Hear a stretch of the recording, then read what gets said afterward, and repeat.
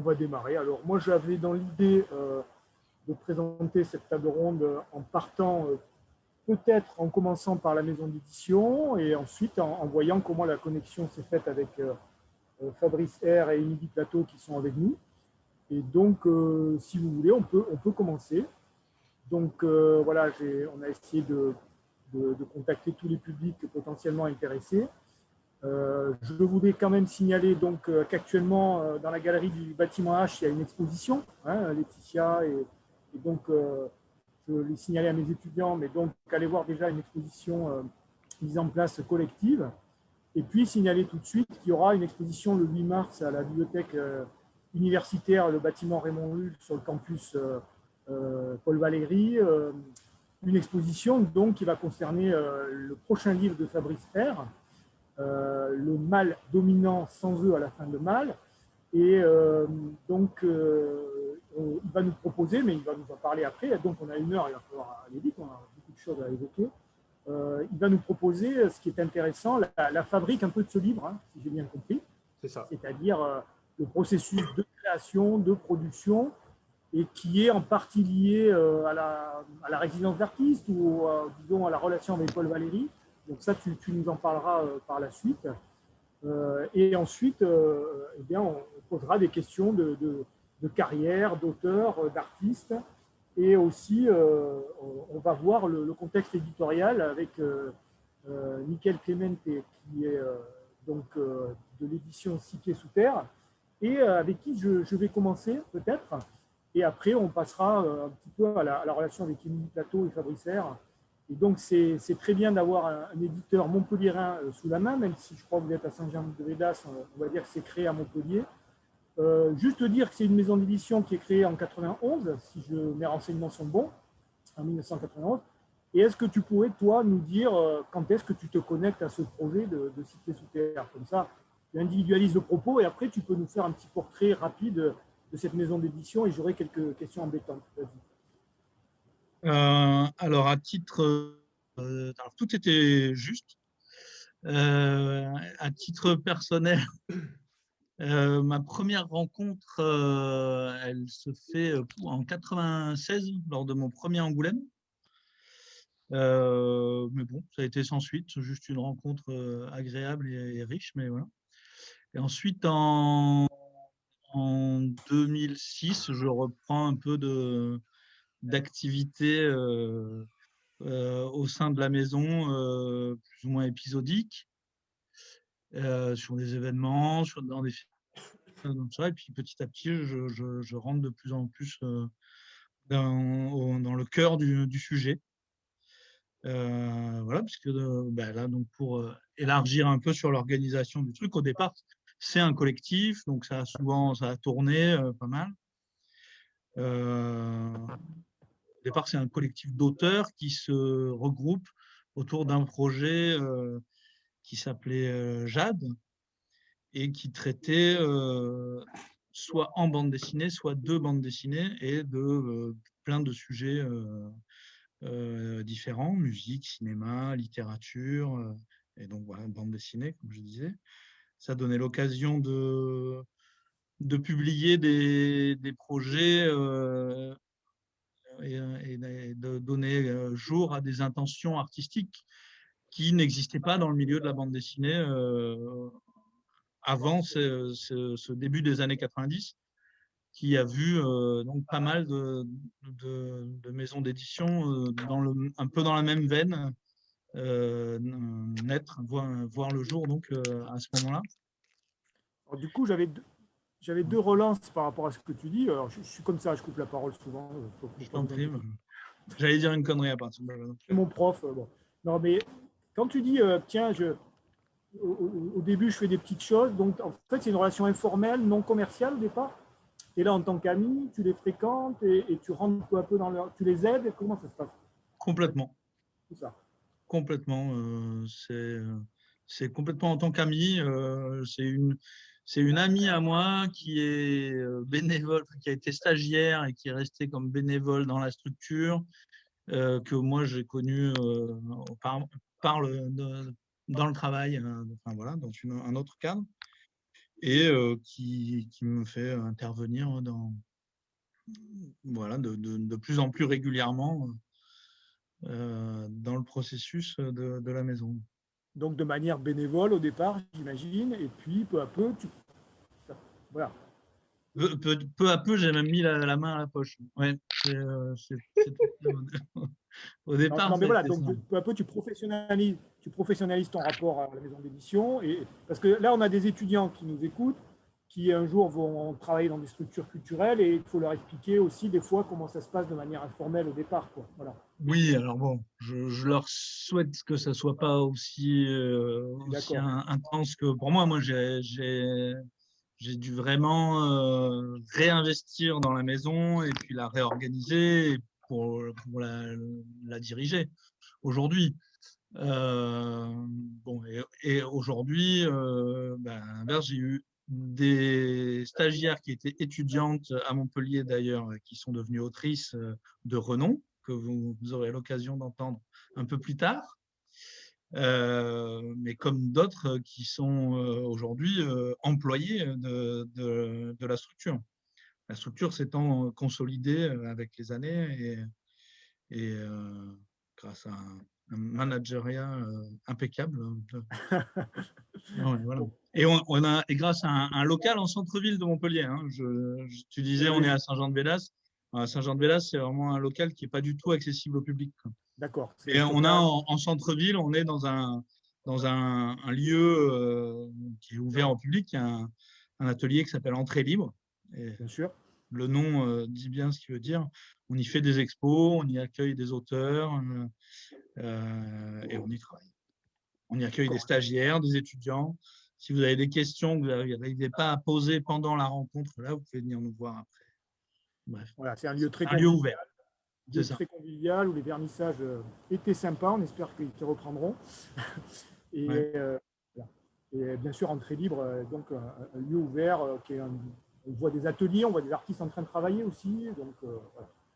Ça fait, En ce moment, il y en a. Hein. On installe quand même une expo. C'est juste que on peut venir voir les expos. On ne vient pas boire des coups. Il n'y a pas voilà, de c'est ça. vernissage. On peut Ouais. plus se réunir en groupe. Voilà. Euh, et deuxième élément sur le fanzine, alors est-ce que c'est Jade, donc l'idée de connecter le monde de la BD, alors comment tu le dis? Tu as dit artistique. Alors voilà, là j'en venais à une question de ligne éditoriale un petit peu, c'est un mot un peu pompeux dans les maisons d'édition, mais voilà. Non, non, il a du sens. Hein. Il a même beaucoup de sens. C'est l'identité de la maison C'est ça. d'édition. Et nous, même si elle est multiple et complexe, elle est quand même marquée et on invite toutes les personnes qui veulent proposer un projet ben, pour que ça ait du sens, à lire d'abord nos livres pour essayer de nous comprendre. Parce que c'est là où le mot c'est pas qu'il est pompeux, mais c'est qu'il a l'air de définir clairement quelque chose. Alors, bon, c'est un peu plus complexe que ça.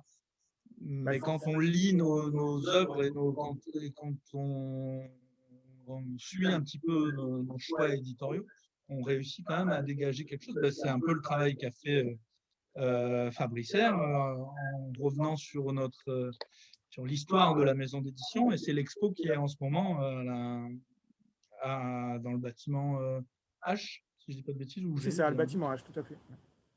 Et donc, du Voilà, coup, et ça donne un peu une idée de ça. Hein.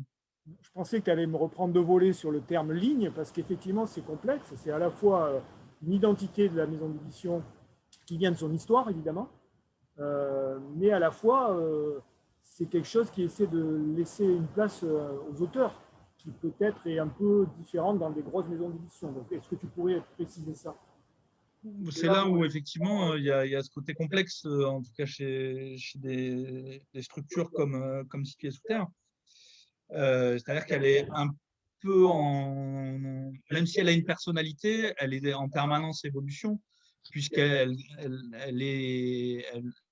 se remodèle avec la rencontre, avec le projet artistique. Euh, Notre travail d'éditeur, c'est d'accompagner un auteur et son projet, de le faire évoluer, de le modeler avec lui, Et forcément, on se modèle aussi avec lui et avec tous les projets qui se font au fur et à mesure des années, petit à petit, en même temps. Donc, c'est pas figé et on rentre pas dans quelque chose de formaté. C'est tout ce qu'on a toujours voulu ne pas être. C'est ça. Donc, il n'y a pas enfin, voilà, on sait qu'il y a des grosses maisons d'édition avec des collections très précises. Et quand les auteurs ont une commande dans cette collection, ils s'adaptent à la collection. Donc, tu as quand même dit, il faut quand même qu'ils lisent nos bouquins pour comprendre l'esprit de la maison. Mais il me semblait que vous aviez quand même des esthétiques, des auteurs très divergents, et que c'est ça qui faisait un peu la particularité quand même. Oui, c'est ça. C'est que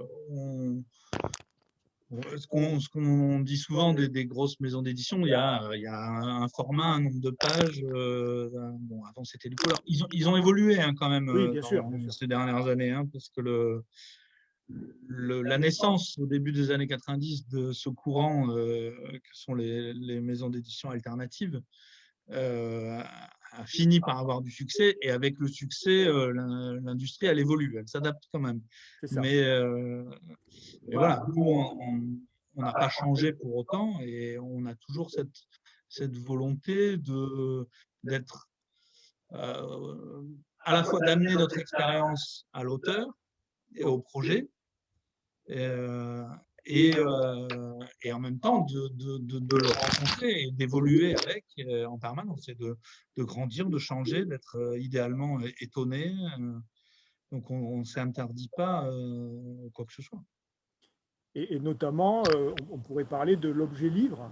Vous vous interdisez pas grand-chose. On s'interdit juste les finances, quoi. Oui, c'est ça. Voilà. On est quand même contraint, évidemment. Euh, mais on se fait régulièrement plaisir. On n'est pas beaucoup moins gouverné par la rentabilité du bouquin que ce que ça peut l'être dans des grosses structures. Et on fait régulièrement des bouquins qui ne sont pas rentables. C'est ça. Donc avec un Ouais, projet. ça, je pense que on est un mystère pour toutes les écoles, les étudiants en économie ou en comptabilité ou en tout ça. Hein, il y a pas mal de bouquins où le sens de tout ça, de le faire, il est il se fait dans son ensemble, quoi, dans les C'est années. ça, c'est le catalogue dans son ensemble qui peut peut-être amener un équilibre. Enfin, je ne sais pas, dis-nous, c'est compliqué. Oui, oui, oui, idéalement.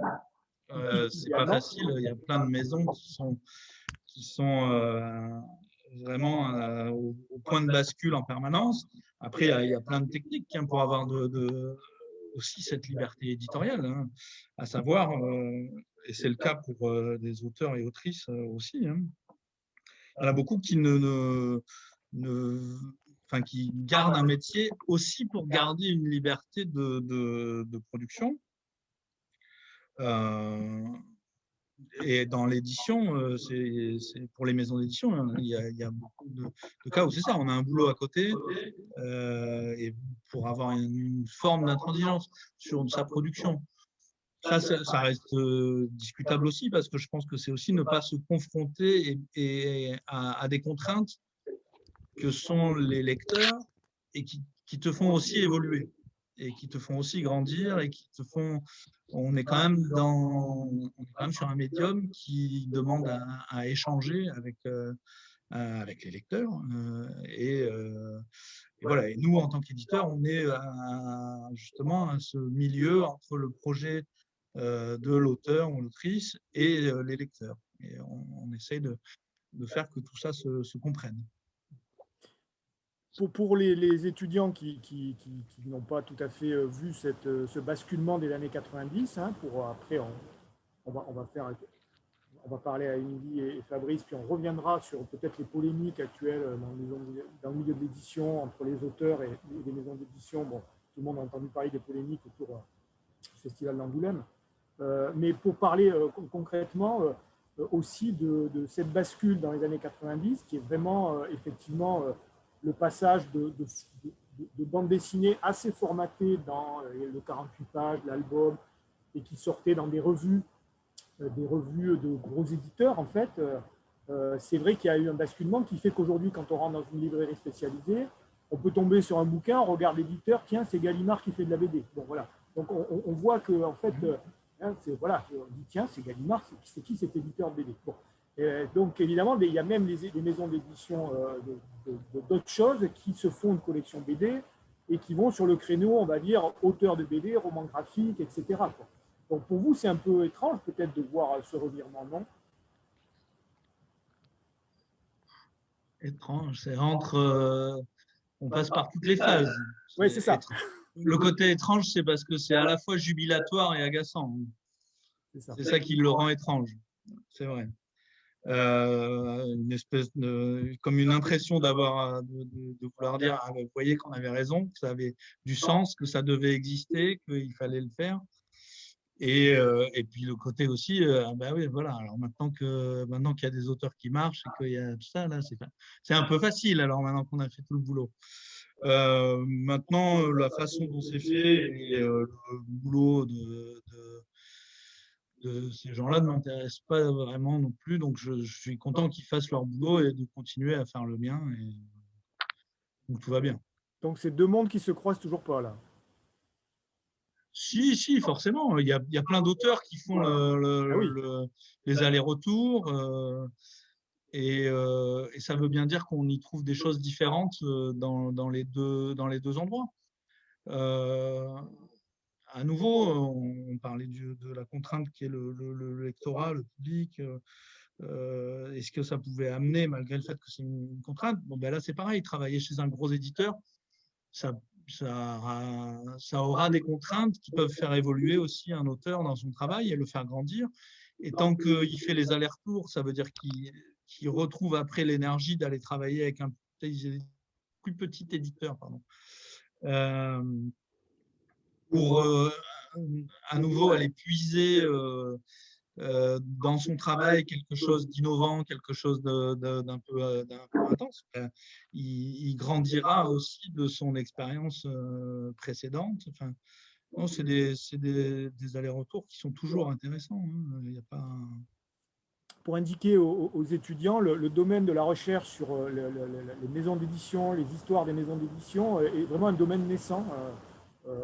C'est pas si ancien que ça, que dans la recherche, on s'intéresse un peu à l'histoire des éditeurs dans le milieu de la BD, encore moins, mais même voilà, en termes de politique culturelle, de rencontres.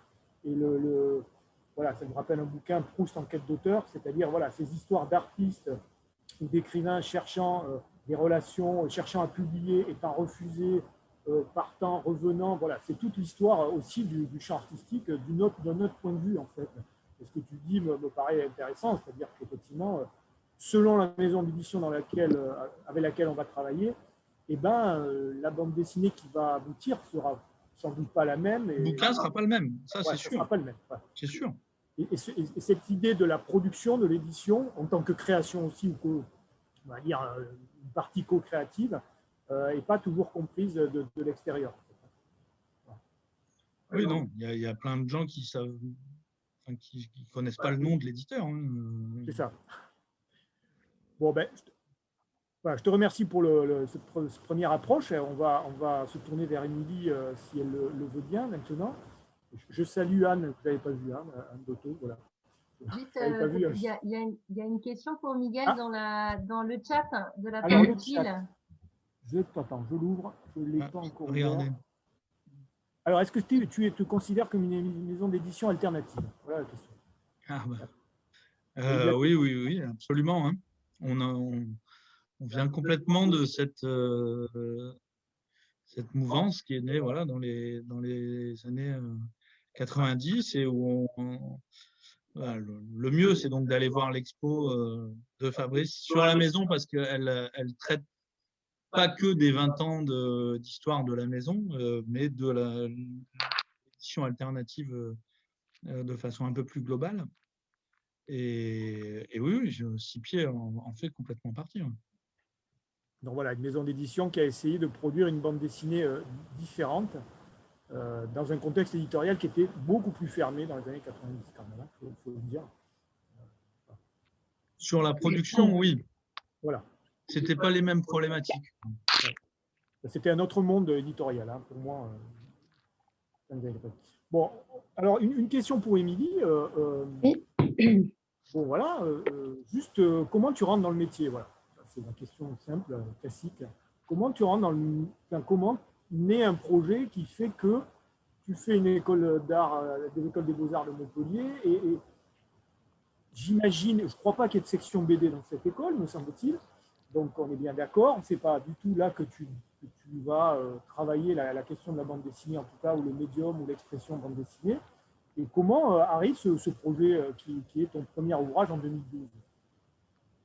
Alors, pour parler peut-être un peu de mon parcours en tant qu'étudiante, j'ai tenté plusieurs fois les arts décoratifs de Strasbourg. J'ai aussi tenté l'école d'Angoulême et à chaque fois, j'ai été refoulée. Et puis, après le bac, j'ai fait un an aux Beaux-Arts de Saint-Étienne et j'ai pas été prise en deuxième année. Et donc, j'étais un peu là en juin à pas savoir quoi faire de ma vie tout en voulant continuer quand même à faire des études. Et j'ai vu qu'il y avait à Paul Valéry une option bande dessinée. Donc, je me suis dit, bon, bah, c'est génial. Moi qui veux faire de la bande dessinée et qui n'ai pas été prise à Angoulême ou à Strasbourg, je vais m'inscrire à Paul Valéry. Et puis, le jour de la rentrée, on reçoit l'emploi du temps et là, pas d'option bande dessinée. Mais en fait, ils avaient supprimé l'option pour l'année où j'étais là. Donc, je vois un monsieur qui est présent qui connaît cette histoire. Ah, d'accord. Ouais, bon, mais je n'ai pas tous les tenants, mais ok, d'accord. Donc, en fait, c'est supprimé. Ok. C'est supprimé, donc je fais mon année à Paul Valéry. Et puis, au niveau, par rapport aux Beaux-Arts, où j'avais fait un an l'année d'avant, j'avais quand même une espèce de manque au niveau de la pratique artistique. Et donc, je me suis dit, bon, bah, je vais peut-être retenter les Beaux-Arts. Et j'ai été prise en première année aux Beaux-Arts de Montpellier. Donc, j'ai fait 3 premières années au total. Puis ensuite, j'ai continué, j'ai plus eu de problème. Donc, j'ai fait 5 ans aux Beaux-Arts de Montpellier. Et bah, comme vous disiez, il n'y a pas du tout d'option bande dessinée. À l'époque, donc maintenant j'ai eu mon diplôme il y a 11 ans, la bande dessinée n'était pas considérée comme un art. Donc je devais jongler. Les profs disaient que je faisais du dessin contemporain, mais je faisais quand même des petits personnages déjà avec des textes. J'avais toujours un rapport au dessin avec toujours du texte dedans, rapport texte-image. Et puis, je me souviens que je faisais partie d'un collectif, d'un fanzine qui s'appelait Taxidermie, qui avait été créé par, il me semble, une libraire à l'époque, je ne sais plus comment ça s'appelait, bon bref, une librairie du centre-ville. Donc voilà, en parallèle de mes études aux Beaux-Arts de Montpellier, j'ai participé à des fanzines et pour moi c'était une bulle d'air, c'était un moyen de faire vraiment ce que je voulais. Et puis ensuite, avec des amis des Beaux-Arts, on a créé un fanzine qui s'appelait MUF. Et on a continué comme ça à faire des publications, des fanzines qu'on distribuait dans des bars, dans des restos. On faisait des expositions un peu partout à Montpellier. Et puis, c'est en 4e année où on devait faire un stage. Moi, j'ai décidé de faire un stage dans une maison d'édition de bande dessinée, donc ça tombait bien parce qu'il y avait Six Pieds sous terre qui était à Frontignan à l'époque. Et voilà, je les ai rencontrés sur la Comédie du Livre et j'ai travaillé pendant, je crois que le stage avait duré 2 mois. Donc, je faisais des nettoyages de planches, correction orthographique. Et j'étais trop contente parce que j'avais vraiment, comment dire, je voyais comment fonctionnait une maison d'édition. J'étais au cœur de l'action. Et puis, ensuite, c'est Julie Jourdan, donc Mickaël parlait tout à l'heure on va dire une collègue de Six Pieds sous terre, une collègue mais néanmoins amie. Oui, c'est ça. Qui m'a dit, mais il faut absolument que tu viennes avec nous à Angoulême. Donc moi, j'étais trop contente parce que c'était aussi mon rêve d'y aller. J'étais allée une année quand j'étais étudiante en tant que touriste, mais là, j'étais un peu de l'autre côté de la barrière. Et puis, donc j'arrive là, j'étais bénévole sur le stand, j'étais super contente, hyper timide, impressionnée. Et il y a un auteur de bande dessinée qui s'appelle Gilles Rochier, qui est aussi publié chez Cité Sous Terre, qui m'a dit Mimi, il faut absolument que tu fasses un fanzine pour l'année prochaine.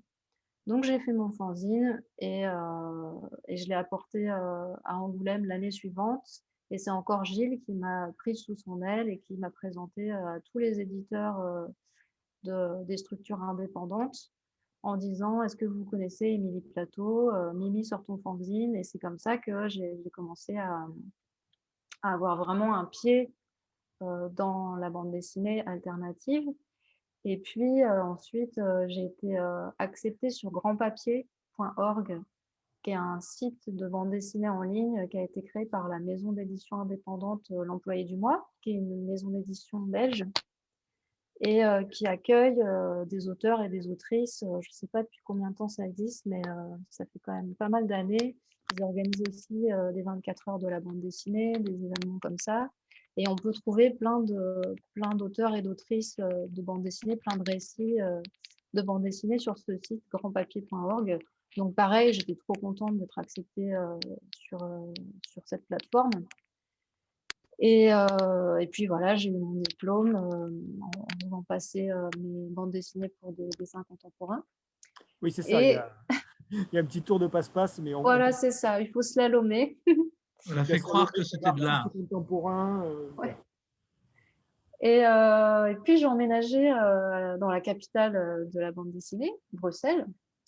Et pareil, j'ai continué, j'ai tout de suite intégré un atelier de bande dessinée, j'ai intégré une structure qui s'appelait Nord-Est, qui était aussi une maison d'édition indépendante où on faisait beaucoup de fanzines, des expositions. Et puis un jour, donc j'ai continué à garder un lien très fort avec Six Pieds Sous Terre et j'étais stagiaire, enfin non, j'étais plus stagiaire, j'étais bénévole. Pardon, je continuais à corriger les fautes de temps en temps, à faire 2-3 trucs pour eux, à aller monter des expositions, des choses comme ça. Et puis c'est un jour, je me souviens, on était à Albi et c'est Jean-Philippe Garçon qui s'occupe plutôt de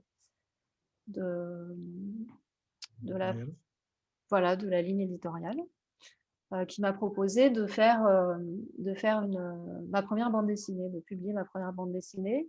Et à cette époque, je venais d'emménager à Bruxelles et je faisais un fanzine qui s'appelait Comme un plateau spécial Belgique, qui était des prises de notes du quotidien, de ma vie en colocation, de mon intégration en colocation. Encore une fois, j'étais super timide, je n'osais pas sortir de ma chambre pour manger. Donc, je raconte des anecdotes comme ça et donc, ça m'a permis… Pour le dire pour le public qui ne connaît pas forcément, donc en 2012, tu sors un ouvrage à 6 pieds sous terre qui s'appelle Comme un plateau, où tu fais un jeu de mots avec ton nom et quelque chose qui est autobiographique, qui est ton expérience à Bruxelles. Quoi, ça. Voilà, c'est ça. C'était des prises de notes au quotidien, pendant les repas, quand on regardait des séries. C'est un huis clos de la vie en colocation de jeunes adultes qui glandent encore un peu, qui arrivent sur le marché du travail. Voilà. Et là, pardon, là, la forme de Comme un plateau, c'est éloigné de tes fanzines ou c'est très proche? Alors, les fanzines, ils sont en format vertical rectangulaire. Et Comme un plateau, c'est un carré. Ouais. Donc, j'ai dû refaire toutes les mises en page. J'ai aussi ajouté des pages, on a enlevé d'autres. Et tu as gardé ton style graphique, ton esthétique. Oui. Ouais. Mais tu as recomposé la maquette, quoi, en quelque sorte. Voilà, ouais, c'est ça. Ok. Et donc, oui, c'est sorti en 2012 chez Six Pieds Sous Terre. Et là, tu te dis quoi? Tu te dis, ça y est, je suis auteur de BD? Comment ça se passe là dans la tête? Non, je me dis pas que je suis autrice. En fait, c'est au bout de mon 3e livre que c'était un jour, donc j'ai sorti, j'ai sorti une deuxième bande dessinée chez Space Terre qui s'appelle De l'autre côté à Montréal, qui raconte pareil, un peu ma vie à Montréal. Je suis partie 6 mois dans un atelier avec des auteurs et des autrices de bande dessinée. Donc, tu le sors en 2014, celui-là. Ouais. Et en fait, j'étais partie à Montréal pour faire une bande dessinée qui s'appelle Moi non plus, qui est sortie chez Misma, qui est un autre éditeur indépendant basée entre Toulouse et Barcelone. Et comme j'arrivais pas à faire cette bande dessinée, je me suis dit, bon, bah, je vais faire un fanzine sur ma vie à Montréal, sur les rencontres, sur les différences culturelles entre l'Europe, enfin, francophone et le Québec. Et donc un jour, pour répondre à la question de quand je me suis sentie autrice, c'est un jour où j'étais à un salon du livre de Besançon et j'étais derrière ma table de dédicace et j'ai vu mes 3 bandes dessinées et je me suis dit, bon, bah là, quand même, j'en ai publié 3. C'est au bout de la 3e que tu te dis, bon, bah Ouais. là, je suis dans le truc, quoi. Oui, mais bon, moi, j'ai un problème de me dire que j'ai pas étudié la bande dessinée, donc Alors, ça a été un complexe énorme pendant des années. Voilà, c'est ma petite. c'est une question On est dans le entre chat. nous, donc voilà, je vous raconte. C'est une question dans le chat où quelqu'un demandait si on peut, si on n'a pas de cursus artistique, est-ce qu'on peut être auteur de BD? Mickaël a répondu, je suis d'accord avec lui. Oui, Il y a complètement, on ouais. a discuté avec Fabrice hier, il y a plein de façons d'arriver à Ouais. être auteur de BD. Bah, moi, j'ai pas du tout appris à raconter une histoire, à écrire une narration. J'ai appris, je sais pas, en lisant des bandes dessinées, en me nourrissant de plein de travaux d'autres gens, puis en travaillant, en dessinant. Enfin, mon style de dessin, il est très, très minimaliste. J'ai mis beaucoup de temps à le trouver, même au niveau de l'écriture, de la typo. J'écris tout à la main. J'ai mis vachement de temps à trouver comment juste j'allais, la forme d'écriture que j'allais utiliser pour qui irait bien avec mon dessin. Et puis, tu as beaucoup dessiné, c'est-à-dire entre ton cursus, les fanzines, etc. Voilà, cette recherche, elle a pu se mener d'une autre manière, quoi. Parce Oui, que oui, tout à fait, ouais. voilà, d'un point de vue sociologique, on peut dire que on pourra avoir des auteurs qui aujourd'hui vont sortir de l'école d'Angoulême en ayant fait des cours de scénario, des cours de mise en page, des cours de composition de planches, etc. Et on pourra avoir des parcours alternatifs, voilà, comme le tien. Après, le problème, c'est quand même d'avoir quelque chose à raconter. Donc Oui. la technicité ne va pas tout faire, quoi. Voilà. C'est ça qui est... Non, non, puis enfin, moi je reconnais mes lacunes aussi au niveau du dessin et je trouve des astuces pour slalomer encore une fois, pour réussir à dessiner et à raconter ce que j'ai envie de raconter. Et puis le dessin, il évolue tout le temps. Enfin, par rapport à quand je regarde comme un plateau, je me dis, oh là là, j'aimerais bien le redessiner parce que ça va pas du tout. Et même quand on dessine une bande dessinée, là je suis en train de travailler sur une BD que j'ai commencé il y a déjà, enfin l'année dernière. Et quand je regarde les dessins du début et les dessins de maintenant, je me dis, ah, mais il faudrait que je redessine parce que j'ai évolué. Alors je pense que peut-être je suis la seule à le voir, mais oui, on progresse tout le temps en fait. Ben, je crois qu'on pour terminer, après, pour passer à Fabrice, on pourrait dire que ton dernier projet qui est sorti en 2019, par exemple, il y a me semble-t-il, des changements graphiques, voilà, une adaptation à ton sujet, mais à la fois une évolution par rapport donc, à l'ouvrage qui s'appelle Noir, la vie méconnue de Claudette Colvin qui sort chez Dargaud, où on voit bien que voilà, tu as une perception, enfin, une approche esthétique différente quand même. Oui, oui, il y a une évolution. Et quand je regarde les bandes dessinées que j'ai publiées, la première, il n'y avait pas du tout de décor, Ouais. il n'y avait pas du tout de paysage. Pourtant, j'adorais dessiner les paysages, mais je me disais non, j'arriverais pas à mettre les deux dans une BD. Puis après, avec Montréal, ça s'est débloqué. Après, avec moi non plus, j'ai réussi à ajouter de la couleur parce qu'avant, je faisais que du noir et blanc. Avec Noir, c'est un peu différent parce que c'est l'adaptation d'un roman, donc c'est pas autobiographique. Donc il y avait d'autres challenges et j'aime bien justement me confronter, me mettre des espèces de challenge pour évoluer aussi, puis pour pas m'ennuyer parce que si j'ai fait Noir, c'est aussi parce que j'en avais un peu marre de faire de l'autobiographie. Bon, maintenant, j'y suis retournée. Enfin, je suis en train de faire une autobio, donc je suis pas à une contradiction près, mais Noir, j'ai ajouté, oui, de la couleur, j'ai fait plein de recherches historiques, de documentation. Je me suis basée sur un texte déjà existant. C'est ça, alors, sur Noir, j'aurais 10 000 questions, mais voilà, le timing est très court, mais bon, j'ai un peu, là, je vais faire le lien avec Fabrice parce que j'ai un peu regardé Mâle dominant et il est question de couleur de peau à un moment donné. Et ça m'a fait penser à quelque chose que tu as utilisé qui est tout à fait intéressant dans Noir, c'est-à-dire de choisir, donc pour savoir, pour ceux qui ne connaissent pas la thématique, qu'il s'agit de sortir un peu de l'oubli grâce à un livre publié que tu as adapté en bande dessinée, une militante des droits civiques, mais un peu atypique et qui a été un peu oubliée. Hein.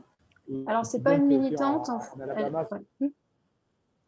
Voilà, ce n'est pas une militante, justement. Voilà. Non, pas du tout. C'est pour ça qu'elle aurait été oubliée. Vas-y. Ouais, non, en fait, Noir, la vie méconnue de Claudette Colvin, c'est l'adaptation d'un livre de Tania de Montaigne, qui est écrivaine, journaliste française. Et ça se passe en Alabama dans les années 50 à Montgomery. Et à cette époque-là, donc les Noirs et les Blancs sont séparés mais égaux, donc autant dire qu'ils ne sont pas du tout égaux.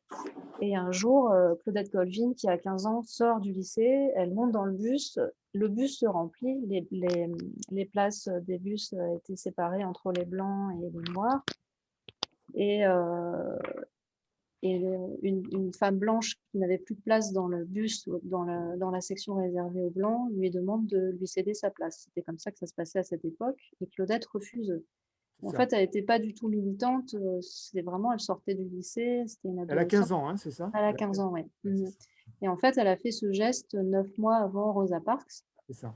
Qui a été reconnue dans l'histoire, qui, elle, était militante à la NAACP, qui était vraiment très, très engagée.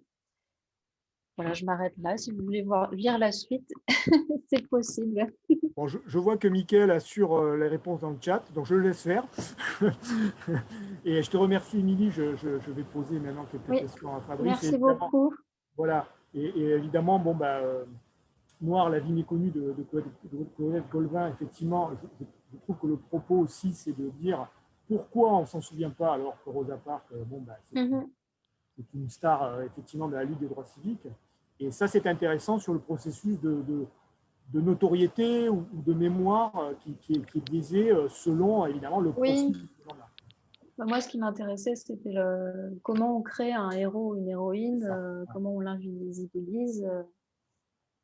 Ça c'est passionnant dans l'ouvrage, cette idée qu'elle a pu faire quelque chose, la première, en quelque sorte, et qu'elle ne sera pas retenue dans l'histoire, puisque moi, on me l'a pas enseigné. Oui. Alors, pour Fabrice R, je vais lui poser la même question, c'est-à-dire comment il rentre dans le métier en imaginant que tout ça se passe au milieu des années 90 et qu'il est lié, évidemment, à une revue qui s'appelle Fuite glaciaire. J'ai cru que ça allait être la même question que Claudette Colvin, pourquoi je n'avais pas été reconnu par l'histoire pour avoir fait la première fois une chose. L'entrée dans la bande dessinée, c'est quand on regarde les témoignages des auteurs, on voit toujours aussi une espèce de remontée jusqu'à l'enfance. Il y a une sorte de destin qui est tracé. Parce que ça rejoint ce qu'on disait sur les écoles d'art tout à l'heure. Je crois que l'essentiel de ce qui fait un auteur, à un moment, c'est l'espèce d'acharnement qu'il a à vouloir faire ça, et avoir envie de raconter quelque chose. Tu disais tout à l'heure, il faut encore avoir quelque chose à raconter. C'est pas du tout optionnel, en fait, je pense. Encore qu'il y a plein de façons de faire de la bande dessinée, hein, mais c'est quand même un travail qui n'est pas évident, qui est parfois ingrat. Ça met du temps à émerger. Ça prend beaucoup de temps à être tout seul avec soi-même, avec sa feuille. Donc, c'est quelque chose pour lequel il faut une certaine forme d'autodétermination qui est assez costaud, Et du coup, moi, je suis venu assez naturellement, en fait, en passant du dessin personnel, enfantin, à la bande dessinée. J'en lisais beaucoup. Il y avait un vrai plaisir à en lire. Moi, j'ai vécu le passage aux années 90 quand j'étais un grand ado, 18-20 ans, et j'ai vu arriver toutes ces nouvelles bandes dessinées. Ça m'a vraiment...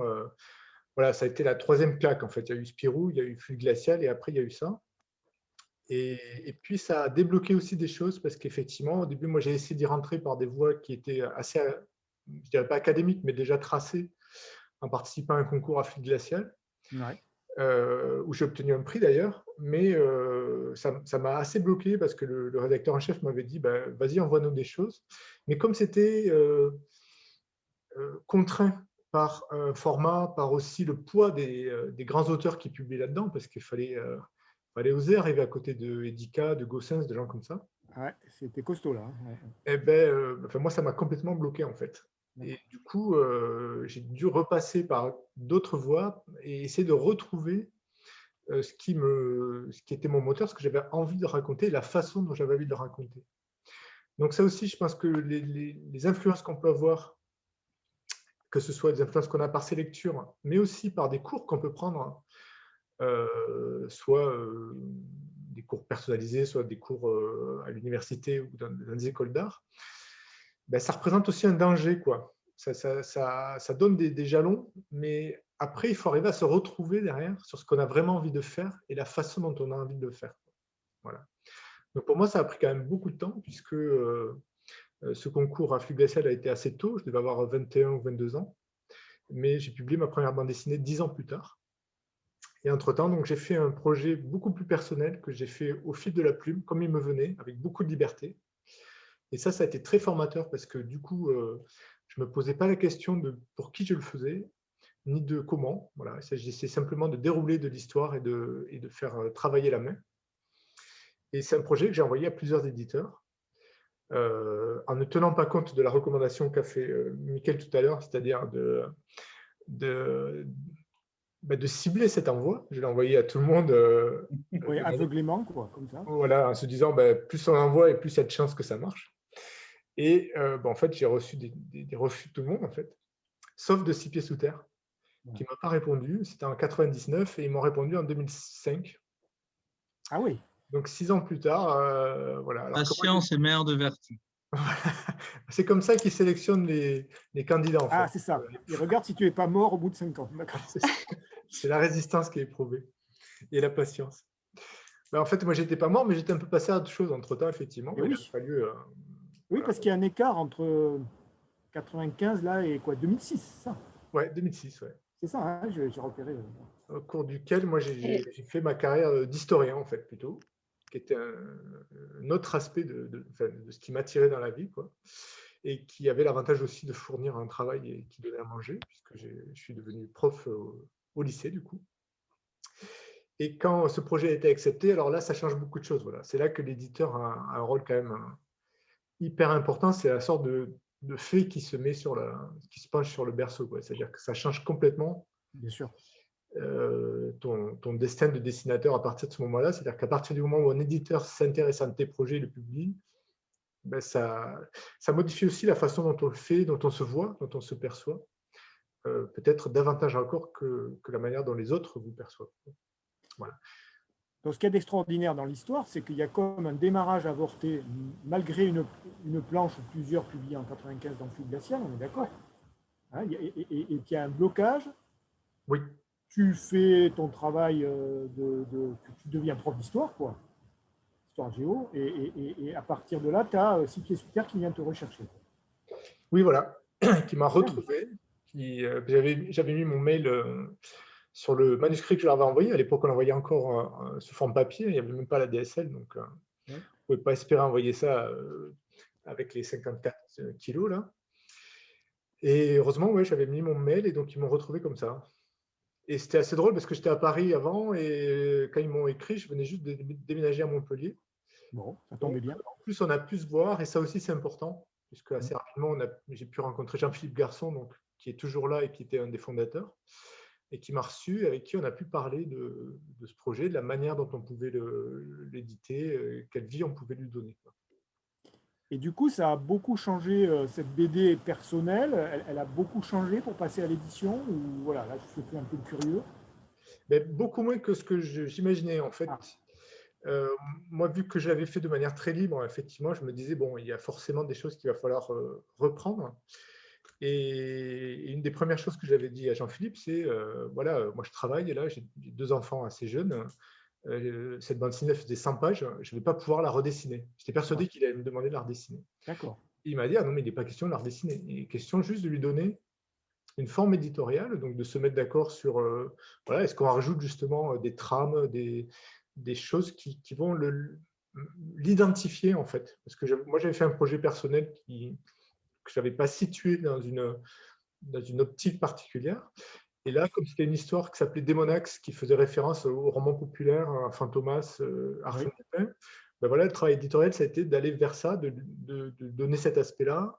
On a introduit des grandes images à l'intérieur qui rappelaient aussi des bandes dessinées de Tintin, les premières, hein, parce que le personnage se rapprochait de ça.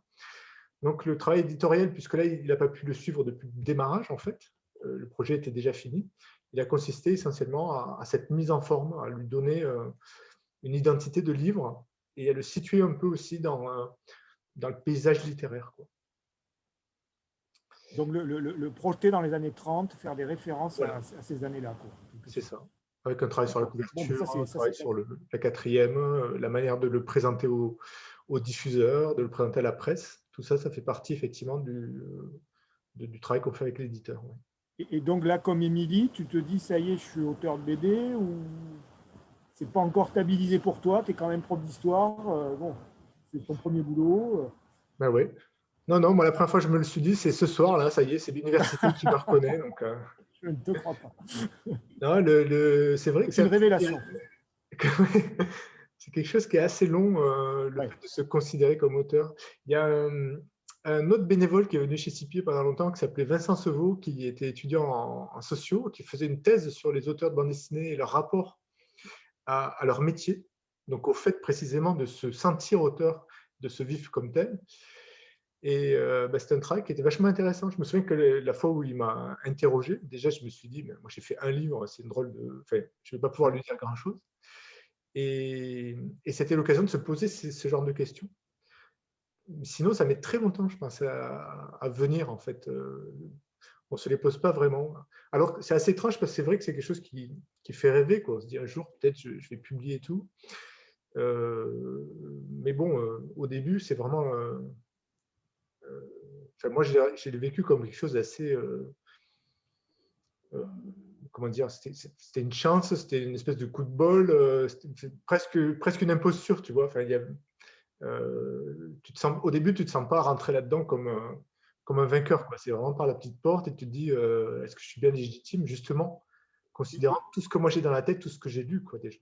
Et est-ce qu'il y aura une suite, quoi? Tu dois te dire. Est-ce qu'il y aura une suite, ouais. Voilà. Alors ça, c'est ce qu'elle dit, la petite porte. La petite porte, c'est des Monax, c'est pas 6 pieds.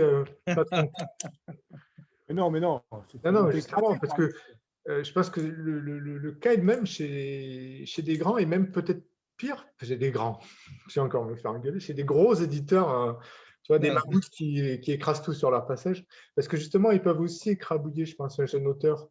Oui.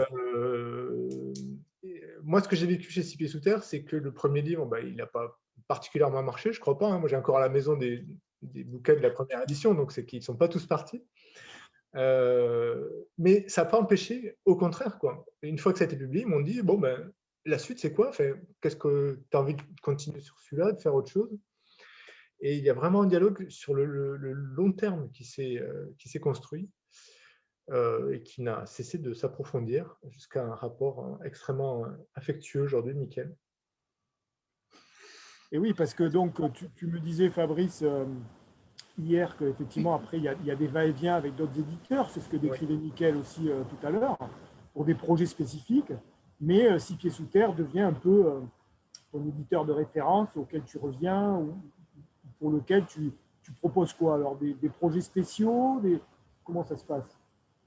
Oui, à 6 pieds sous terre, c'est vraiment des projets, ce qu'on appelle projets personnels. Ça ne veut pas dire grand-chose, mais c'est vraiment ça. C'est-à-dire c'est quelque chose qu'on a en soi, qu'on a envie de raconter et qu'on a envie de porter de manière beaucoup plus autonome que ce qu'on pourrait faire chez un éditeur plus traditionnel dans sa démarche, qui nous imposerait justement un format, une collection, et qui pourrait nous l'imposer de manière indirecte aussi ou inconsciente. Hein. Je ne veux pas accabler non plus les éditeurs chez Dupuis, chez Dargaud, chez Casterman, parce qu'ils n'ont pas non plus un rapport à ce travail qui est complètement détaché, quoi. Mais il y a un poids qui est là. Oui, c'est ça. Et qui existe aussi chez 6 pieds sous terre. Il y a quelque chose, il y a une personnalité qui fait que pour un projet qui est très personnel, on sait qu'il sera accueilli ici d'une autre façon, où il y aura un autre type de discussion à tous les niveaux, justement, sur la singularité de ce bouquin. Voilà. Donc, quand on a envie de faire un bouquin très singulier, on se dit que chez CPST, on pourra être accompagné. Et en tout cas, à titre personnel, c'est aussi un type de projet qui n'émerge pas tous les matins, quoi. C'est-à-dire que c'est aussi un travail très particulier sur soi, qui demande un effort d'introspection sur ce qu'on a envie de faire, de raconter, qui n'est pas si immédiat que ça. Quand on dit un projet personnel, on a l'impression que tout de suite, c'est facile, ça vient de nous. Donc, on se lâche sur ce qu'on a envie de faire. En réalité, il faut souvent aller creuser un petit peu loin pour sortir d'automatismes, de choses qui existent déjà, et aller vers le fond de l'idée qu'on a commencé à construire dans sa tête. Voilà. Oui, j'avais lu une interview d'Émilie aussi parlant de la difficulté de travailler sur des choses plus personnelles ou plus intimistes, et du fait que ce n'était pas simple justement de travailler avec ses émotions. C'était une interview dans Comic Strip, une revue en ligne. Et donc là, ce que tu décris est assez proche, hein, c'est-à-dire effectivement, voilà, peut-être qu'un éditeur qui a une écoute particulière, avec qui on a des liens anciens et avec qui il y a des rapports amicaux, bon, bah, peut-être les choses ne se discutent pas de la même manière qu'avec un directeur de collection avec qui finalement la distance se crée du fait du poids de Dargaud. Enfin, je dis Dargaud à tout hasard, je ne connais personne Dargaud. Donc voilà. Et Fabrice, est-ce que tu pourrais nous parler un peu de ton dernier projet qui va faire l'objet de l'exposition sur le campus? Je voudrais aussi dire qu'évidemment, tu animes des ateliers de bande dessinée à l'Université Paul Valéry dans le cadre du Centre culturel universitaire. Donc déjà, tu es familier de notre université et là va se conclure cette exposition. Est-ce que tu pourrais nous en parler de ce projet? Oui, alors il y a un lien effectivement avec Paul Valéry depuis un an et demi, puisqu'ils m'ont demandé d'animer un atelier de pratique de bande dessinée, donc, qui est ouvert à une douzaine de participants. Certains sont là ce soir. On n'a pas pu beaucoup se voir cette année, malheureusement. Oui. Alors, c'est vraiment de la pratique, c'est-à-dire que ce que j'essaie de faire, c'est justement de ne pas leur faire des cours de bande dessinée ou de les faire travailler d'une certaine façon. L'idée étant que chacun amène son projet et moi, je leur donne juste des étapes de travail qui permettent de ne pas trop se perdre, en fait, parce que quand on ne sait pas comment se construit une bande dessinée, on peut perdre beaucoup de temps à trouver des choses qui sont voilà, des choses incontournables, en fait, sur la narration, sur la façon de construire sa page. Donc, on a sorti une revue qui s'appelait Plop l'an dernier et on espère faire le numéro 2 cette année, qui regroupe tous les travaux de ces participants. Et alors, au cours de l'année dernière, le CCU m'a aussi proposé d'engager une résidence avec l'université pendant une année, qui se clorait donc par cette exposition, et avec, en quelque sorte, le pari d'accompagner un projet bande dessinée qui se terminerait par un album tout au long de cette année-là. Alors, il se trouve que moi, j'avais commencé à réfléchir à ce projet Mal dominant, donc, que je viens de terminer. Et donc, ce qui était bien, c'est que cette résidence ne consistait pas à faire un travail sur l'université en particulier, mais précisément d'accompagner le projet, quel que soit le sujet que j'avais choisi. Et ce qui était vraiment super, si on avait pu le mener au bout, c'est qu'il y aurait eu des ponts avec l'atelier théâtre, avec d'autres, l'atelier photographie peut-être. Bon. Et tout ça a été évidemment un petit peu entravé. Mais l'axe principal qui consistait à faire mon travail, lui, a pu se faire. Et donc, ce projet arrive au bout là. Alors, mal dominant, c'est un jeu de mots, effectivement, MAL, dominant. Néanmoins, ça parle effectivement de la question du genre, de l'identité, des tensions qui existent autour des inégalités qui sont générées autour de ça et qui sont vraiment liées à un débat qui a pris beaucoup d'ampleur ces dernières années et dans lequel je crois que tout le monde s'est identifié, a trouvé une raison d'être interpellé, concerné par ce débat. Donc moi, ça a été ma façon à moi d'essayer de le comprendre et de l'aborder en construisant cette bande dessinée. Dont on peut dire que c'est un one-man show. Oui, voilà. Mise en BD, hein, quand même. L'idée, c'était de faire un one-man show en BD, parce que moi, je ne fais que des bandes dessinées humoristiques. C'est ma façon à moi d'exprimer les choses et aussi de les mettre à distance, de réfléchir dessus.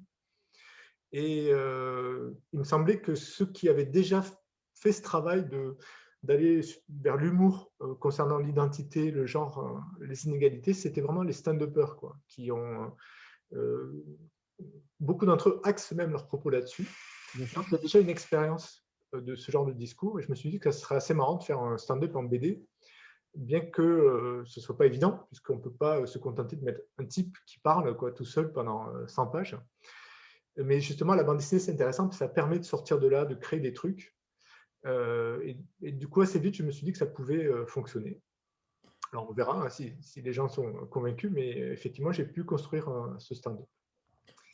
L'expo qui aura lieu à partir de lundi prochain à la BU retrace la genèse de ce projet. Comment s'est construit cette bande dessinée, depuis l'idée originelle jusqu'à sa réalisation quasi finale, puisque le dernier panneau montre le travail qu'on fait sur la couverture.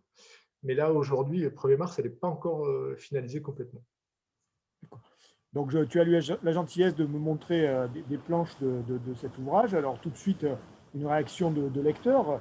Bon, moi j'ai pensé à une BD de 94 de Scott McCloud, L'Art invisible, où il nous fait de la théorie de la BD, mais sous forme de stand-up. Sauf que c'est pas en 94, on ne lisait pas ça comme aujourd'hui. Mais des fois, il y a des gens qui l'interpellent, qui lui disent « mais t'es pas un peu sérieux pour faire l'histoire de la BD, bon, t'es pas un peu trop jeune ?» Et voilà, ce rapport avec le public que tu instaures m'a fait penser à ça, qui pour moi est une qualité, parce que c'est un super bouquin, L'Art invisible. Et puis, en fait, quand on lit la BD, on a en tête des spectacles de stand-up qu'on a vus. Donc, moi, j'ai vu Noémie Delattre à la Pépinière Théâtre à Paris, qui est justement un stand-up sur un one-woman show. Et tout de suite, dans sa tête, on a des stand-uppers qui apparaissent par rapport à cette BD. Donc là, dans le genre, je trouve que ça fonctionne très bien, en fait, puisqu'on pense à des spectacles, quoi. Ah ben, j'en ai regardé plein. J'essaie de ne pas les couper, mais de voir un peu comment ça fonctionnait, quoi. Ça voilà, c'est un boulot, ça fait partie du boulot de regarder du stand-up, c'est vachement dur, quoi. Oui. Voilà, ça c'était vraiment très très lourd à assumer comme recherche d'archives. Mais là, moi, celui qui m'a, je crois, le plus marqué et qui m'a conduit à ça, c'est celui de Hannah Gatsby qui s'appelle Nanette.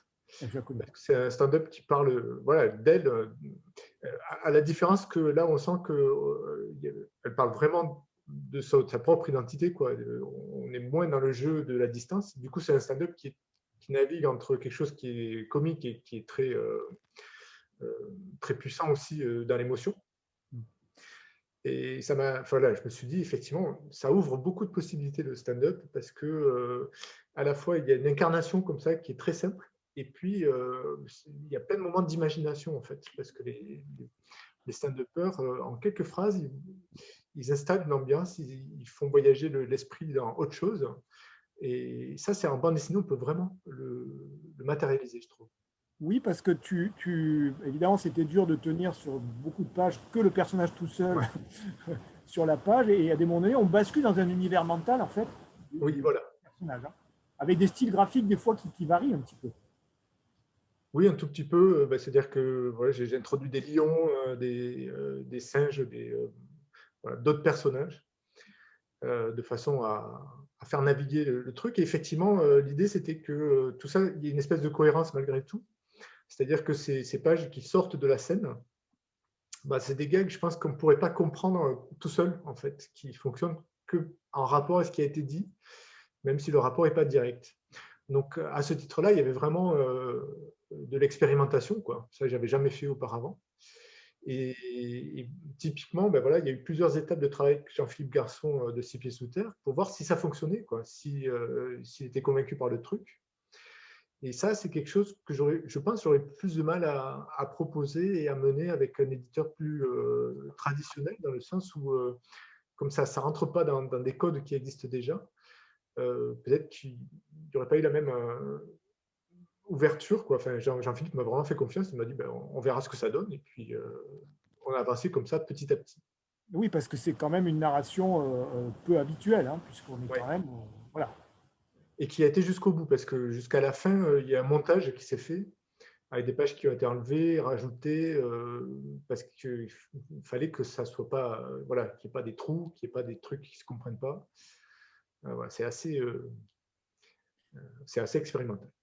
En tout cas, voilà, c'est expérimental. En tout cas, les moments où tu décroches sur autre chose, les lions qui viennent évidemment, ben, entre guillemets, illustrer le propos, ça marche quand on est devant un stand-up. On a aussi des images mentales parce que le bon artiste sur scène nous balance dans une histoire et il n'y a rien sur scène et on voit des choses en fait.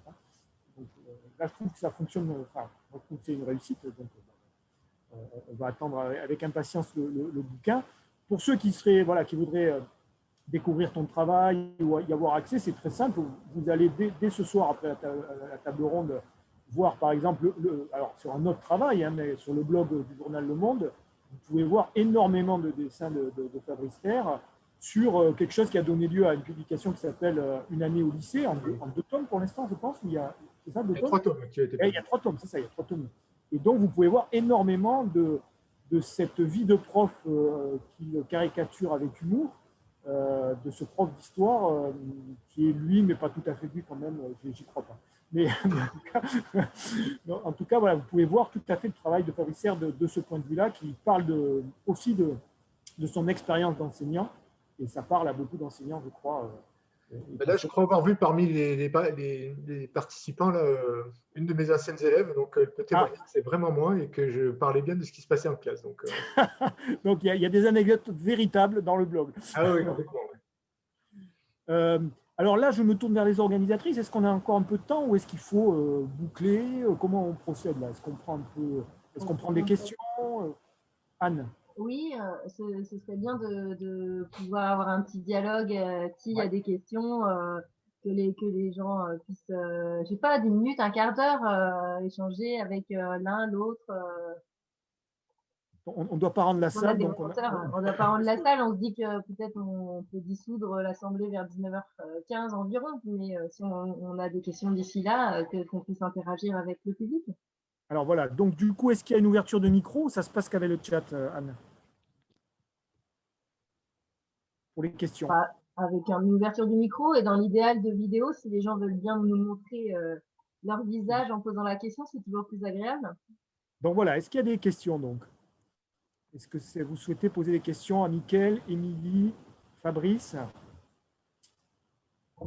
On peut demander la parole, hein, vous savez, peut-être utiliser dans le bas de votre écran, dans réaction, vous pouvez lever la main pour demander la parole et on essaye de vous trouver.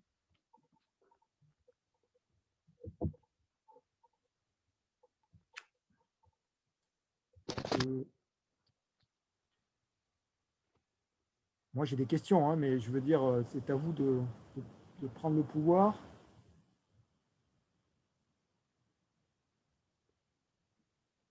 On passe à la deuxième question, à Benoît. Et bonsoir tout le monde, vous m'entendez bien? Oui. Très bien. Je voulais d'abord remercier tous les intervenants pour cette belle table ronde très intéressante. Alors, je suis moi-même enseignant à Montpellier. Je n'ai pas encore la chance de connaître tous ces Montpelliérains parce que je suis un nouvel arrivant.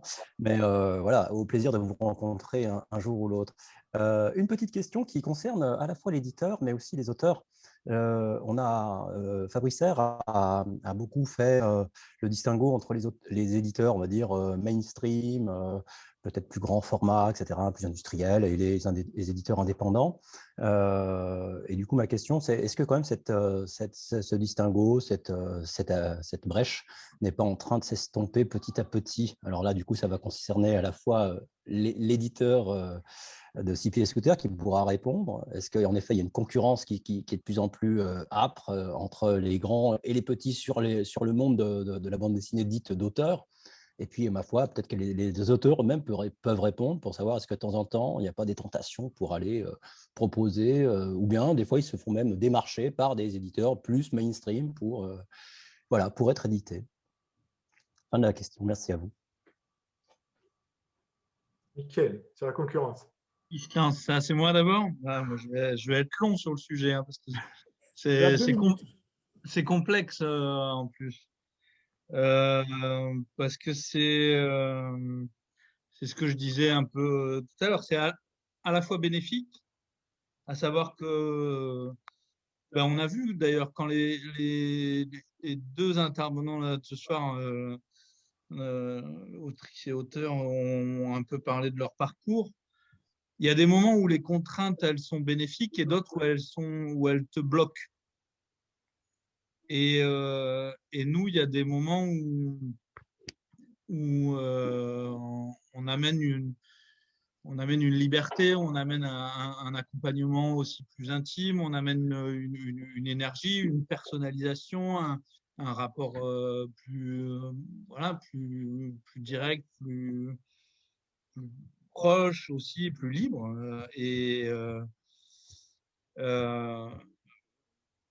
Bon, ben voilà, on donne naissance à des œuvres qui auraient certainement pas pu voir le jour si on n'avait pas été là. Et puis une fois qu'elles marchent, eh ben, les gros éditeurs ils disent à l'auteur, ben, tu aurais dû le faire chez nous, on l'aurait fait.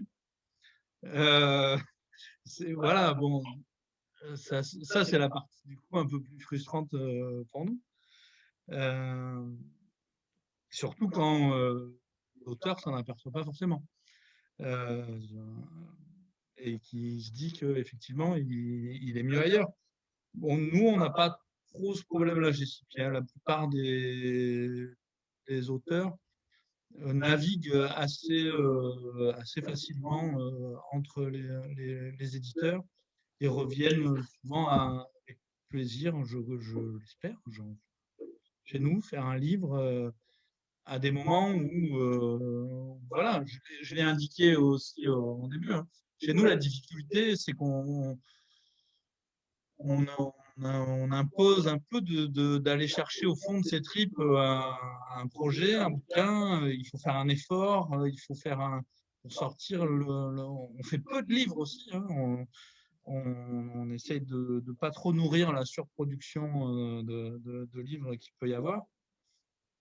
Et du coup, ben, pour ça, on les sélectionne beaucoup, on met plus de temps. Et ce temps-là, il faut l'avoir. C'est compliqué parce qu'on met plus de temps, mais on ne paye pas plus cher. On paye souvent moins cher aussi. Et donc, il faut pouvoir vivre entre les deux. Enfin bref, ça va amener plein de sujets connexes à cette problématique-là. Mais je pense que, enfin voilà, les deux méritent d'exister, apportent des choses, et les deux ont des travers, sauf si pieds sous terre, évidemment. Non, mais voilà, il y a l'industrie, elle a tous les travers de l'industrie, hein. Elle surproduit, elle maltraite, que ce soit les lecteurs ou les auteurs.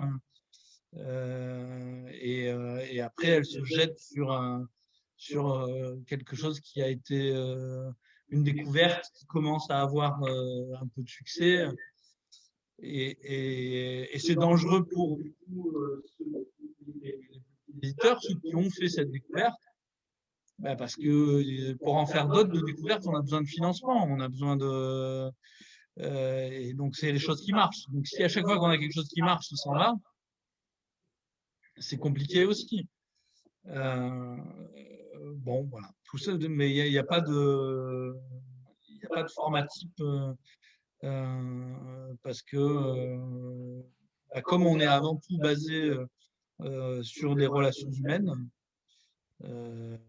ça peut très bien se passer avec un auteur qui vend très bien et qui peut et qui du coup va revenir avec plaisir et ira faire des bouquins ailleurs. Et ça, je le souhaite à tous les auteurs, hein, par contre. Comme je disais, hein, ça apporte de l'expérience, ça fait grandir en tant qu'artiste, ça sécurise aussi un peu, hein, une maison d'édition, n'importe laquelle, qu'elle soit grosse, si elle finit par se faire choper pour fraude fiscale, ou qu'elle soit petite et qu'elle a des difficultés financières, elle peut fermer du jour au lendemain. Vous avez tous vos droits qui en dépendent, vous avez tout. Enfin, c'est compliqué. Il faut avoir un peu enfin, faut pas mettre tous les œufs dans le même panier aussi, je pense. Et Et puis, toutes les relations de travail et humaines, elles apportent quelque chose à votre expérience. Et ça, c'est forcément bien. Et après, bah voilà, si à l'inverse, moi, si ça se passe mal humainement avec quelqu'un qui vend bien, ça m'intéresse pas de faire un bouquin. Alors, peut-être le point de vue des auteurs, du coup, qui ont pratiqué des éditeurs différents. Fabrice et Émilie, alors, vous faites comme si Mickaël n'était pas là, bien sûr. Hein. Il n'est pas là, d'ailleurs. Je coupe le son, déjà. Il coupe le son. Il coupe le son, d'ailleurs.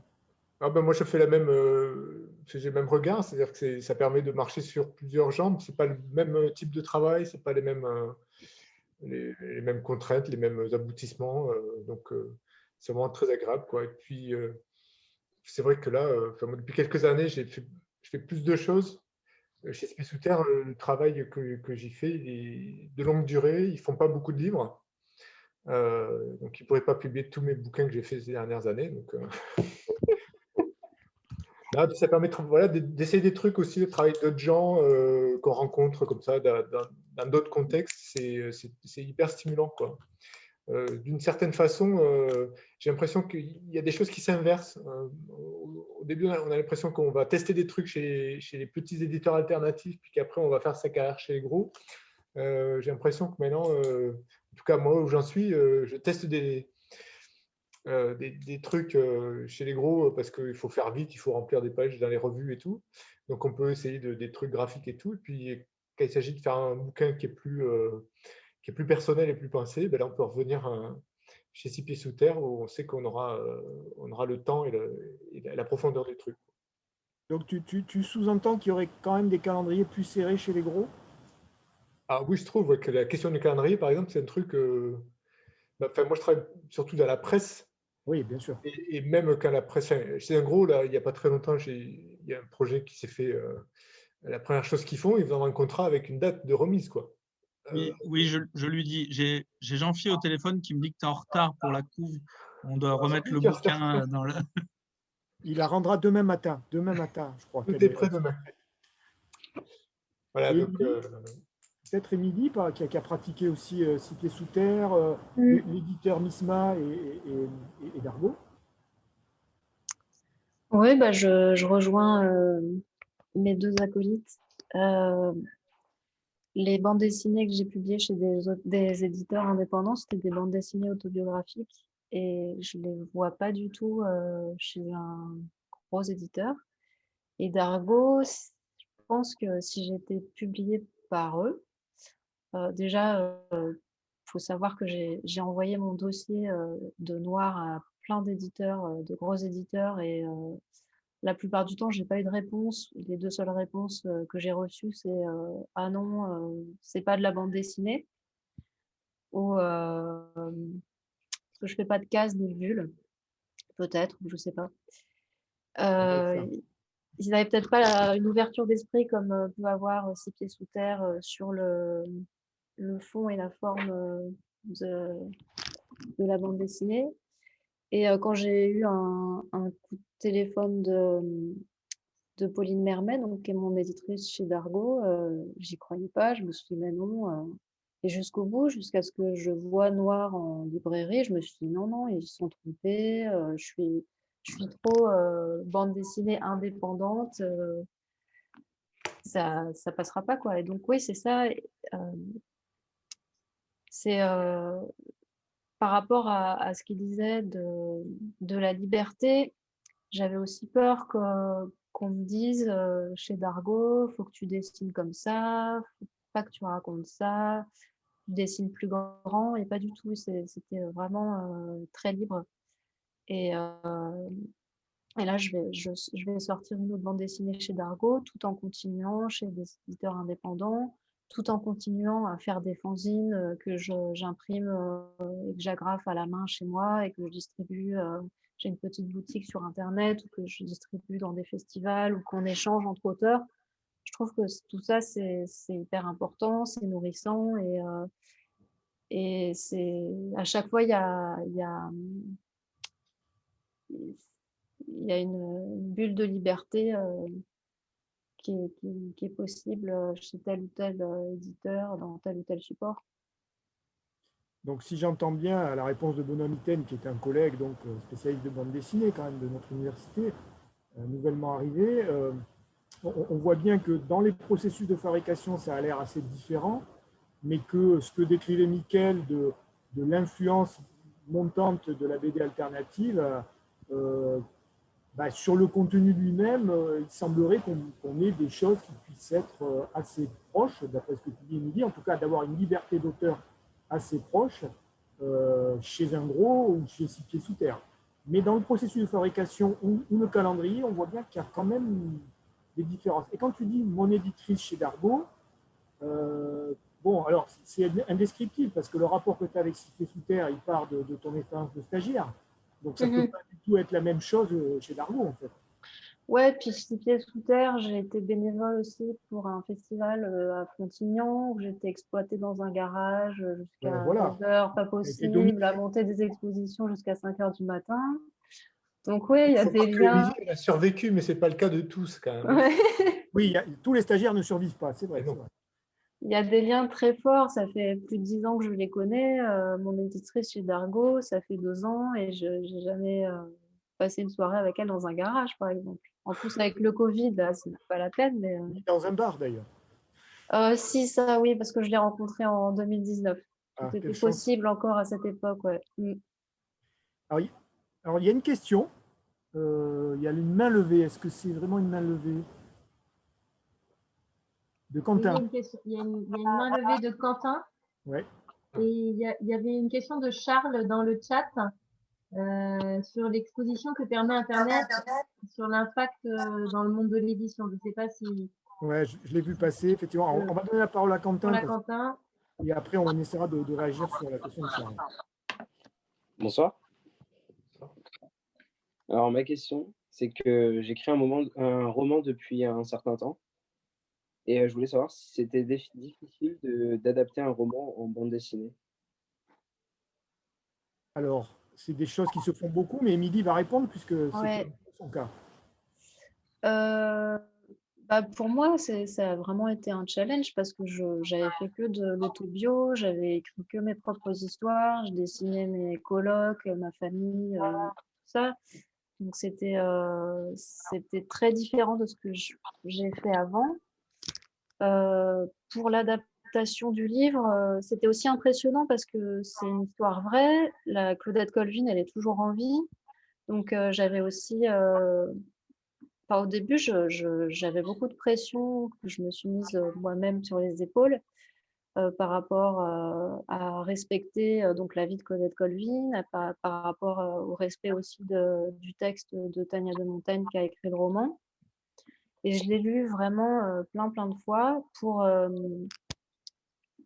être vraiment m'immerger dans ce roman, dans l'histoire de Claudette Colvin.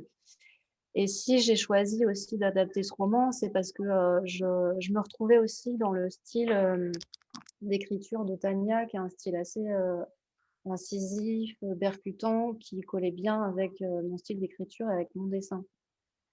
Donc, ça a été un long processus, mais c'est faisable, oui, tout à fait. Je ne sais pas si j'ai bien répondu à la question. Si, ça me va, ça me va. Ouais. Je vous remercie. Mais c'est très personnel. Nous, on nous pose souvent la question de savoir, quelqu'un qui a écrit un roman, il vient, est-ce que vous pouvez nous trouver un auteur qui va le faire? Bon, ça, nous, on ne le fait pas, par exemple. Il faut vraiment qu'il y ait une rencontre de l'auteur avec ce texte avant, parce que sinon, il va falloir le chercher. C'est quelque chose de très personnel, de très... Alors après, c'est aussi cette différence qu'a Six Pieds par rapport à des grosses maisons d'édition. On ne fait pas de commandes et je ne vais pas arriver, je ne vais pas prendre mon téléphone et dire tiens, salut Fabrice, tu m'adaptes tel bouquin. Voilà, en mode vraiment commande comme ça. Je pense que c'est compliqué, quoi. Il faut que l'auteur, le dessinateur rencontre avant de lui-même le roman. Chez Six Pieds Sous Terre, il y a des bandes dessinées de Daniel Cazenave, notamment, qui a adapté des textes de Kafka et du Bureau de Jarret. Ah non, le roi, c'est pas de Rasmus. Comment? Rasmus, l'histoire du soldat. Oui. Voilà, donc là, on a beaucoup d'adaptations littéraires. Oui. Chez Cyprien. Quand on les dit, on voit tout le travail qu'il y a. Enfin, je veux dire, c'est un autre travail de faire une bande dessinée à partir de ça. Il faut vraiment se l'approprier et lui. C'est complètement faisable. Hein, ça, oui. Voilà. Si la question c'était est-ce que c'est difficile, la réponse est oui, mais c'est un genre en soi en BD. C'est pas transposable en fait. Voilà. Mais c'est un genre en soi, l'adaptation, et Benoît Mitten a dirigé un ouvrage avec David Roche sur cette question. L'adaptation, que ce soit en film ou en bande dessinée, voilà, d'un récit, d'une narration, c'est quelque chose, c'est tout un domaine en fait qui existe déjà chez Six Pieds Sous Terre, chez beaucoup d'éditeurs en fait. Voilà. Donc, oui, ça se fait, mais effectivement, il y a des gens qui se battent pour avoir les droits d'adaptation au cinéma, et en BD, c'est un peu un processus différent. Je suis d'accord avec Mickaël. Oui, et puis là, on est dans le cas d'un roman qui existe déjà, mais là, pour répondre à la question on voit plus son prénom, de Quentin. Quentin, oui. Ouais. Sur son roman, la problématique que tu as là, c'est qu'il faut que l'auteur, on va pas t'en trouver un comme ça. Il faut qu'il la lise, et il faut que lui-même le sente. C'est là où ça va être difficile. Après, s'il le sent, une fois qu'il l'a, la difficulté, elle sera plus ou moins grande. Ça, c'est l'aventure de n'importe quel livre. Mais toi, ta première difficulté, c'est qu'il y ait un auteur qui le lise, ce roman. Parce qu'après, si ton roman il est publié, bon, ben là, c'est encore une autre question. Il y aura celle des droits, il y aura celle de tout le monde. Enfin, voilà, c'est la question de la visibilité, voilà, c'est ça. de l'accessibilité de ton roman. Alors, il y avait une question de Charles dans le chat. Il y avait aussi Marie Piacenza, mais il me semble qu'on a répondu à la question pour Fabrice et Émilie quand même déjà de la rencontre avec le monde de l'édition. Donc, je vais passer à la question de Charles. L'exposition que permet Internet a-t-elle un impact sur le monde de l'édition? Mickaël, vaste question, mais je rappelle tout de même que le milieu éditorial papier, c'est encore plus de 3500 publications de bande dessinée par an en France. Donc, voilà, il semble qu'il y a quand même 16% du marché du livre qui est représenté par la BD. Ah oui, non, le numérique en soi n'a que très peu d'impact, et encore plus particulièrement sur la BD. Ça, c'est pas tellement le souci. Hein. Enfin, moi, c'est pas un sujet sur lequel je pourrais me perdre dans de longs discours passionnés. Non, là où ça pose plus de questions, c'est à la fois très bien parce que ça permet à plein d'auteurs de rendre leur travail accessible. Le plus gros risque pour moi, le plus gros danger qui est souvent mal appréhendé, je trouve, de nos jours, c'est l'auto-édition par le crowdfunding que permet Internet.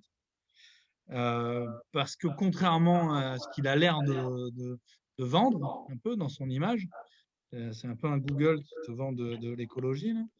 Et c'est qui va donner l'accès à tous à l'édition, en fait, et qui va libérer les auteurs des problématiques financières, des problématiques d'accessibilité à l'édition. Or, ça crée un énorme danger, c'est-à-dire que ça peut amener au contraire à quelque chose d'extrême dans le fait qu'il n'y ait plus que les gens qui aient de la notoriété sur Internet qui puissent éditer. Parce qu'à un moment, le crowdfunding, c'est quand même ça. C'est être vu. Plus tu es vu, plus tu es référencé, donc plus on te voit. Et plus on te voit, plus tu peux avoir des gens qui vont financer ton bouquin. Alors qu'un éditeur, et même pas que des éditeurs alternatifs, hein, je pense que l'ensemble des éditeurs, ils font quand même des bouquins qui ne se vendent pas, quoi. Juste parce que c'est des bons bouquins et qui correspondent à quelque chose. Ce que ne fera jamais un crowdfunding, par exemple. Et ça, ça peut complètement bloquer un auteur à un moment où on va. On parlait de Fabrice tout à l'heure avec Démonax, il a fait encore de la première édition dans son. Voilà, si on s'arrête là, voire si on ne le fait même pas, on n'a pas le Fabricien d'aujourd'hui. Ça peut être catastrophique, vraiment. Et le crowdfunding, ça peut vraiment amener à ça. Aujourd'hui, c'est un entre-deux, parce que c'est encore un peu anecdotique. Mais ça vend tellement une image qui fausse et qui répond comme une solution à des problématiques qui, elles, sont réelles, des revenus des auteurs que ça peut vraiment être un frein à la pluralité éditoriale qu'on a aujourd'hui. Alors, après, ouais, juste je voulais rajouter quelque chose par rapport à cette question sur l'exposition que permet Internet. Je ne sais pas si c'est une question d'un étudiant au niveau de la visibilité, mais j'ai quand même, il y a eu, il y a quelques années, il y avait les blogs d'auteurs et d'autrices de bande dessinée, il y a eu toute une mouvance, et maintenant, pour aussi se faire connaître en tant que jeune auteur ou autrice débutant, c'est pas mal aussi de passer par Instagram. Alors ça n'a rien à voir avec le crowdfunding, c'est juste un nouveau support sur Internet. C'est le nouveau blog en fait, Instagram, et il y a beaucoup de. Je sais que par exemple en illustration pour la presse, pour les magazines, il y a beaucoup de gens, des directeurs artistiques, des graphistes de magazines qui vont regarder ce qui se fait sur Instagram, et c'est quand même un support pas mal pour se faire connaître quand on débute. Voilà, c'est tout.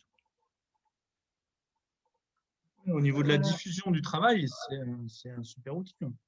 Ouais, puis même pour découvrir, enfin moi j'aime bien regarder pour découvrir d'autres gens, pour suivre le travail des amis aussi. Oui, carrément. C'est une belle extension, même s'il faut continuer à faire du fanzine, mais oui, bien sûr. et des festivals, mais c'est une belle extension à ça, quoi. Donc ça, de ce côté-là, c'est très bien. Je vois, il y a une petite question là dans le chat sur exemplaire de Lisa Mandel. Pour moi, ça, c'est quelque chose qui, à mon avis, est très maladroit et qui n'est pas malveillant de la part des auteurs qui le font, mais qui est, ça part de plein de bonnes intentions, mais ça manque d'une grosse réflexion de fond sur le fonctionnement que la maison d'édition qui sont en train de monter. J'aimerais bien qu'on ait cette conversation avec eux. Alors, malheureusement, dans 4-5 ans, quand les problèmes qu'il va y avoir seront concrets pour eux et qu'on pourra avoir la discussion vraiment. Parce qu'aujourd'hui, ce qu'ils présentent comme étant une solution à pas mal de problématiques, de rémunération des auteurs et de la complexité du statut d'auteur, on a l'impression qu'ils ne voient pas ce qui a été fait par tous les éditeurs indépendants alternatifs des 30 dernières années. Ou alors ils réinventent l'eau chaude et ils repartent de zéro. C'est ça qui est dommage, parce que pour le coup, il y a quand même déjà pas mal de choses qui ont été faites. Et là, l'utilisation du crowdfunding, elle est très complexe. Même dans ce qu'ils en ont fait, je crois qu'on a pu comprendre à travers quelques discussions que la première levée de fonds qu'il y a eu, par exemple, il n'y avait pas un centime qui allait à des auteurs. Alors que c'est pas du tout comme ça que c'était vendu, par exemple. Ça, c'est très étonnant. Et encore une fois, je ne pense pas que ce soit malveillant, là, c'est vraiment de la maladroitesse. La maladresse. Maladresse. Je commence à fatiguer. Alors, il y avait encore De toute deux façon, questions. Mais il va falloir... on va devoir conclure, Eric. Voilà. Il est 19h30 bientôt. On voit qu'il y a plein d'interrogations et on n'est pas surpris, effectivement. Ce débat a déjà couvert beaucoup de questions, mais on va devoir se séparer pour ce soir. On vous remercie tous les quatre pour cette riche contribution. Je voulais juste, oui, redire, peut-être, comme Eric le disait en entrée de rencontre, que on a une nouvelle exposition qui sera installée en cette fin de semaine et qui sera visible dès lundi prochain, 8 mars, Journée internationale de la femme, le mal dominant, accessible sur le campus de Paul Valéry, à la fois en extérieur un petit peu et surtout à la DU pour ce fil dessiné qui devrait nous décrire les différentes étapes de travail de la genèse de ce projet. Eric, je te laisse conclure. Écoute, moi je remercie le Centre culturel universitaire d'avoir organisé cette table ronde. Et puis je remercie, on a quand même, je pense, au moins 75 personnes. Il y a des auteurs de BD, il y a des universitaires, il y a beaucoup d'étudiants de disciplines différentes. Donc je pense que c'est quand même une réussite. Et puis je remercie Mickaël, Émilie et Fabrice. On n'a pas pu parler de tout, mais je crois que c'est à recommencer. Et ça me paraît voilà, à la fois d'un très très bon niveau universitaire et en même temps une connexion avec le milieu professionnel, c'est-à-dire qu'est-ce qui se passe dans l'arrière-boutique, comment ça se fait, comment les gens se rencontrent. Je crois que c'est ça qui intéresse aussi les étudiants, de voir comment marche ce monde de la bande dessinée, quoi, du point de vue de la création et du point de vue éditorial. Donc je crois que pour moi c'est à peu près réussi. Voilà. Juste peut-être signaler que du coup, Émilie est aussi en résidence dans une université, l'université de Montpellier, et qu'il y a, je crois, en perspective une exposition à l'automne. On ne manquera pas de donner les informations et de relayer les choses. Est-ce qu'Éléonore ou Émilie peuvent nous dire un mot là-dessus ou pas? Éléonore Kiremski. Est-ce qu'il y a une expo prévue? Tu as quelque chose en calendrier à nous... Alors, on n'a pas du tout de date encore, hein, puisqu'on voit échéance un peu limitée en ce moment. Mais je vous invite ce jeudi midi à 13h, il y aura Émilie et Ganel Maury qui seront en ligne, comme ici, en Zoom, et qui présenteront un petit peu où elles en sont, l'étape d'immersion, de recherche, d'observation sur cette année particulière. Donc, elles sont toutes les deux en résidence à l'université sur la thématique de la vie des campus, la vie des étudiants en ce moment. Il y a de quoi écrire, oui. Il y a de quoi, voilà, donc je vous invite à venir à cette rencontre ce jeudi à 13h sur Zoom. Donc Anne, tu nous relayeras l'info? Oui, bien sûr, oui, tout à fait. On pourra renvoyer l'information sur le Facebook du service Art et Culture de l'Université de Montpellier. Vous trouverez les précisions sur cette rencontre avec Émilie et Ganel. Vive les résidences d'artistes, vive l'année de la BD. Et on va devoir libérer notre hôte qui risque d'être enfermé à l'université si on ne clôt pas cette rencontre. Ah oui. Bon, donc il faut boucler alors. Il faut, je crois, malheureusement qu'on s'y résolve, mais c'était une bien belle rencontre. Merci à tous. Merci beaucoup. Bon, mais merci à tout le monde. Merci à vous. Merci. Au revoir. Au revoir. Au revoir. Merci Mickaël, merci Fabrice, merci Émilie. Merci Eric. Merci Eric. Au plaisir. Oui. Ciao tout le monde. Ouais.